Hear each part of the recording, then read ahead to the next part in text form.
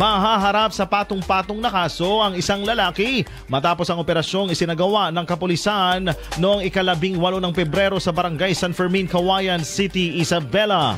Ayon sa ulat, isang informant ang nagbigay ng impormasyon sa kapulisan tungkol sa isang lalaki na kinilalang si alias Jopet na nagbebenta ng isang hindi lisensyadong baril.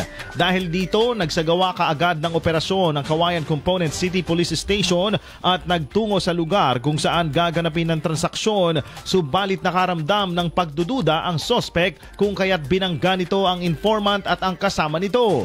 Nagpaputok pa ng baril ang sospek at tumakas, subalit agad ding nahuli matapos ang isinagawang hot pursuit operation.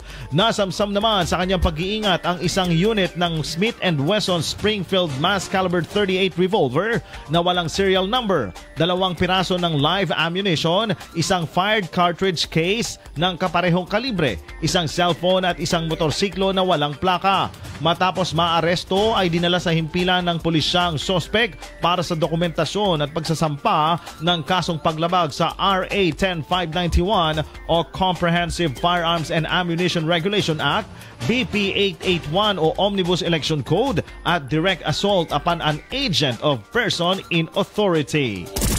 IFM News.